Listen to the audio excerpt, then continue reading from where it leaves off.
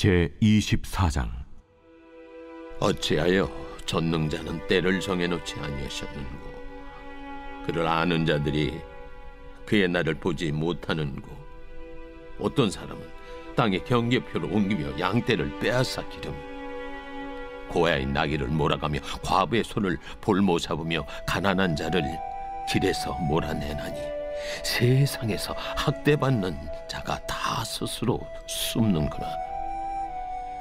그들은 거친 광야의 들나귀 같아서 나가서 일하며 먹을 것을 부지런히 구하니 빈 들이 그들의 자식을 위하여 그에게 음식을 내놓는구나. 밭에서 남의 꼴을 베며 악인이 남겨둔 포도를 따며 의복이 없어 벗은 몸으로 밤을 지내며 추워도 덮을 것이 없으며 산중에서 만난 소나기에 젖으며 가릴 것이 없어 바위를 안고 있느니라. 어떤 사람은 고아를 어머니 품에서 빼앗으며 가난한 자의 옷을 볼모 잡음으로 그들이 옷이 없어 벌거벗고 다니며 곡식 이삭을 나르나 굶주리고 그 사람들의 담 사이에서 기름을 짜며 목말라 하면서 술틀을 밤낮이라. 성중에서 죽어가는 사람들이 신음하며 상한 자가 부르짖으나 하나님이 그들의 참상을 보지 아니하시느니라. 또 광명을 배반하는 사람들은 이러하니 그들은 그 도리를 알지 못하며 그 길에 머물지 아니하는 자라. 사람을 죽이는 자는 밝을 때에 일어나서 학대받는 자나 가난한 자를 죽이고 밤에는 도둑같이 되며 간음하는 자의 눈은 저물기를 바라며 아무 눈도 나를 보지 못하리라 하고 얼굴을 가리며 어둠을 틈타 집을 뚫는 자는 낮에는 잠그고 있으므로 광명을 알지 못하나니 그들은 아침을 죽음의 그늘같이 여기니 죽음의 그늘의 두려움을 알미니라. 그들은 물 위에 빨리 흘러가고 그들의 소유는 세상에서 저주를 받나니 그들이 다시는 포도원 길로 다니지 못할 것이라. 감과 더위가 눈 녹은 물을 곧 빼앗나니 수월이 범죄자에게도 그와 같이 하느니라. 모태가 그를 잊어버리고 구더기가 그를 달게 먹을 것이라. 그는 다시 기억되지 않을 것이니 불의가 나무처럼 꺾이리라. 그는 임신하지 못하는 여자를 박대하며 과부를 선대하지 아니하는도다. 그러나 하나님이 그의 능력으로 강포한 자들을 끌어내시나니 일어나는 자는 있어도 살아남을 확신은 없으리라. 하나님은 그에게 평안을 주시며 지탱해 주시나 그들의 길을 살피시도다. 그들은 잠깐 동안 높아졌다가 천대를 받을 것이며 잘려 모아진 곡식 이삭처럼 되리라. 가령 그렇지 않을지라도 능히 내 말을 거짓되다고 지적하거나 내 말을 헛되게 만들 자 누구랴?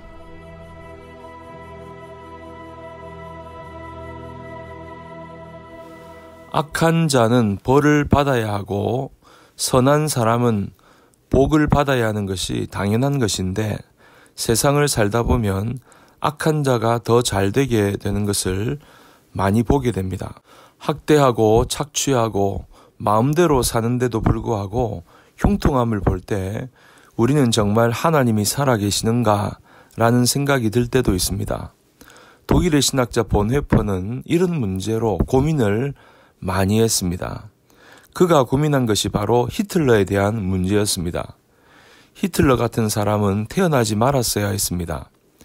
히틀러는 자기가 가지고 있는 힘을 가지고 무슨 짓이든 저질렀습니다. 유태인을 600만 명이나 잔인하게 학살했습니다. 본헤퍼는 하나님께서 왜 이런 사람을 만드셨을까? 이런 사람을 왜 어떻게 해야 하는가? 이 문제를 가지고 심각하게 고민하고 생각했습니다. 그러다 그가 내린 결론은 이런 사람은 누구든지 먼저 본 사람이 죽여야 피해를 줄일 수 있다고 생각한 것입니다.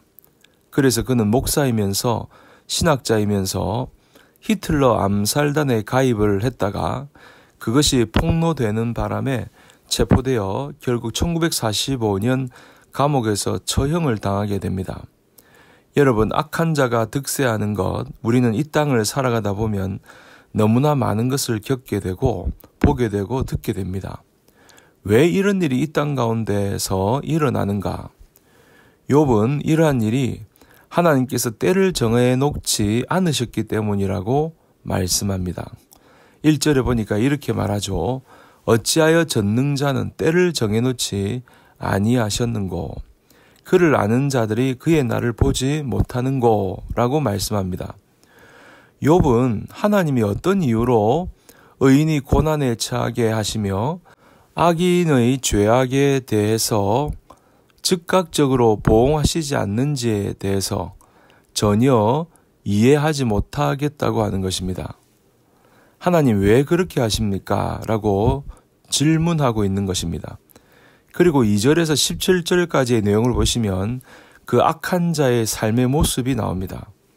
악인들은 땅의 경계표까지 옮겨가며 타인의 땅을 훔치고 남의 양떼를 억지로 빼앗는가 하면 고아의 나귀를 빼앗아가고 과부의 진 빚을 갚을 때까지 그 소를 볼모로 잡아 두었습니다. 또한 9절에 보니까 고아를 그 어머니 품에서 빼앗아 가기도 했습니다. 말도 안 되는 비극이 일어나고 말도 안 되는 불의가 만연한 세상입니다. 하지만 이러한 불의에 대해서 조금도 관심이 없는 것처럼 보인다고 욥은 호소하고 있습니다. 하나님 왜 가만히 계십니까? 하나님 우리가 그렇게 기도하는데 응답하시지 않으십니까? 하나님 언제까지 침묵하시겠습니까? 하나님께 호소하고 있는 것입니다. 11절에 보니까 그 사람들의 담 사이에서 기름을 짜며 목말라 하면서 술 틀을 밟느니라 하고 있습니다. 불의한 자의 사이에 끼어서 지금 살아가고 있는 모습이죠. 그런데 12절에 보니까 성중에서 죽어가는 사람들이 신음하며 상한 자가 부르짖으나 하나님이 그들의 참상을 보지 아니하시느니라. 그럼에도 불구하고 하나님은 방관하고 계시다는 것입니다. 욥이 보기에는 그렇게 느껴졌습니다. 하나님은 어떻게 이렇게 의인이 고난을 당하고 악한 자가 저렇게 득세함에도 불구하고 하나님은 왜 가만히 계십니까? 하나님께 호소하고 있습니다. 여러분, 이런 일들은 세상에서 비일비재합니다. 억울한 일이 한두 가지가 아닙니다. 악한 자가 잘못한 일에 대해서 벌을 받지 않고 정직하게 사는데도 불구하고 학대를 당합니다. 우리는 생각하기를 내가 다른 사람들보다 나은 조건을 가지고 있다면 내가 저 사람들보다 더 잘 되어야 하고 나의 소원이 이루어져야 맞다고 생각합니다. 그러나 성경은 그렇게 말하지 않습니다. 하나님의 길이 있고 하나님의 생각이 있다는 것입니다. 그런데 문제는 우리가 하나님의 뜻을 다 이해할 수 없다는 데 있습니다. 이사야서 55장 9절에 보면 이는 하늘이 땅보다 높음같이 내 길은 너희의 길보다 높으며 내 생각은 너희의 생각보다 높음이니라. 그렇게 말씀하고 있습니다.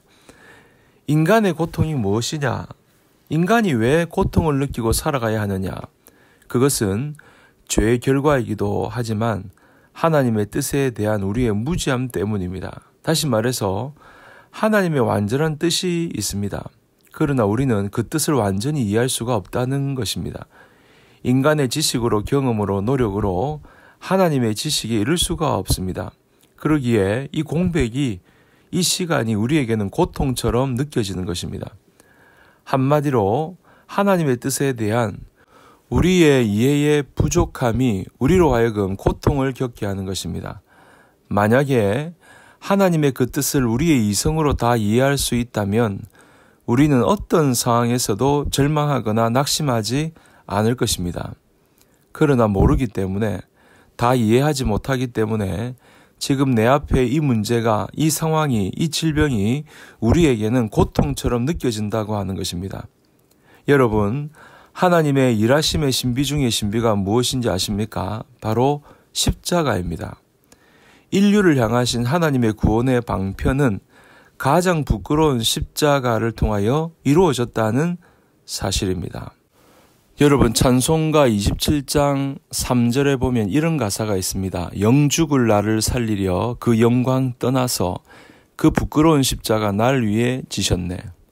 우리는 하나님의 일하심의 신비를 제대로 못 보기 때문에 늘 억울한 것처럼 느껴지고 이 세상의 일들이 늘 불공평하게 느껴지고 내 앞에 닥친 상황들이 늘 고난처럼 느껴진다고 하는 것입니다.